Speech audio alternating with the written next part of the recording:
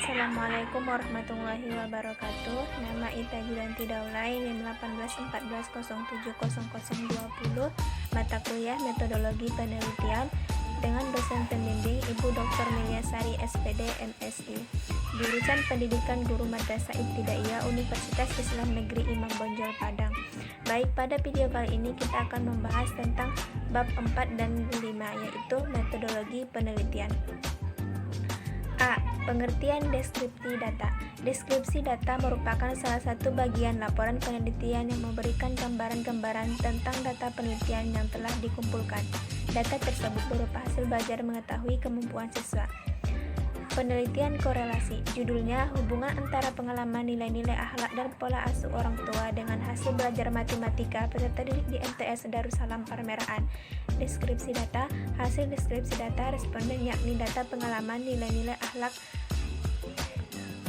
data pola asuh orang tua, dan data hasil belajar matematika. B. Pembahasan.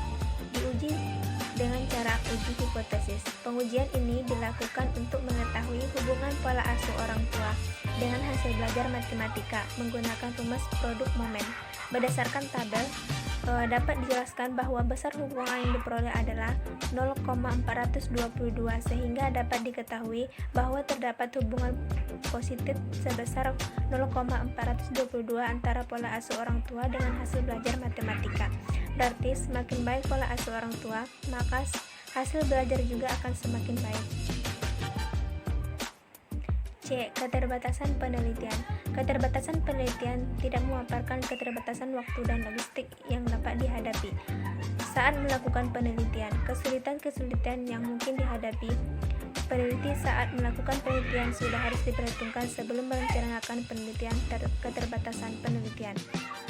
Contohnya penelitian PTK, judulnya meningkatkan hasil belajar IPS menggunakan media gambar bagi siswa kelas 5 MI Al-Fatah, Kemutung Wadas, Lintang, Wonosobo, Jawa Tengah, tahun ajaran 2012-2013. Keterbatasan penelitian.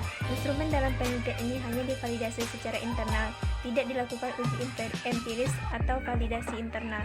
Cara menyusun kisi-kisi berdasarkan kompetensi dasar dalam kurikulum IPS, kemudian mengembangkan indikator berdasarkan indikator tersebut, kemudian disusun soal-soal. Selanjutnya, tahap validasi berikutnya adalah uji validasi. D. Kesimpulan. Apa yang harus ada pada kesimpulan? Kesimpulan penelitian adalah pernyataan singkat tentang hasil analisis deskripsi dan pembahasan tentang hasil pengetesan hipotesis yang telah dilakukan di bab sebelumnya.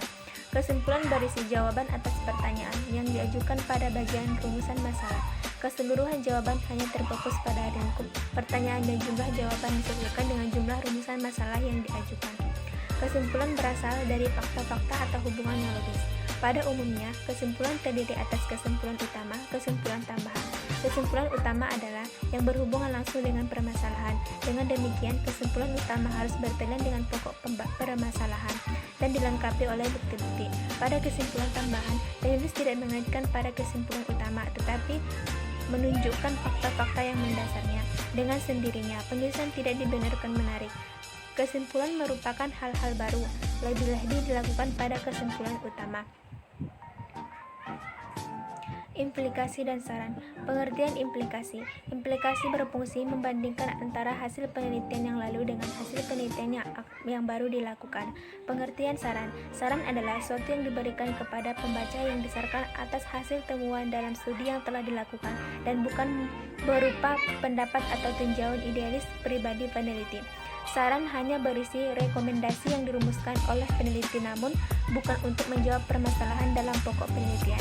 Saran dirumuskan berdasarkan penelusuran yang menurut penulis dapat bermanfaat secara praktis maupun bermanfaat bagi pengembangan ilmu pengetahuan berdasarkan kedekatan objek.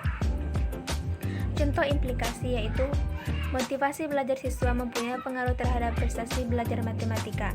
Siswa dengan motivasi belajar yang tinggi tentunya mempunyai prestasi belajar yang lebih baik daripada siswa dengan motivasi belajar yang sedang maupun rendah. Diharapkan guru dapat menumbuhkan motivasi belajar pada siswa dengan berbagai cara sesuai dengan kemampuan guru dan menarik bagi siswa. Contoh saran. Siswa dapat menumbuhkan motivasi belajar matematika pada dirinya karena dengan adanya motivasi belajar dapat membantu siswa untuk lebih aktif dalam mengikuti proses belajar dan kreatif dalam setiap kegiatan belajar mengajar sehingga prestasi yang dicapai dapat semaksimal. Baiklah, itulah materi tentang bab 4 dan bab 5. Assalamualaikum warahmatullahi wabarakatuh.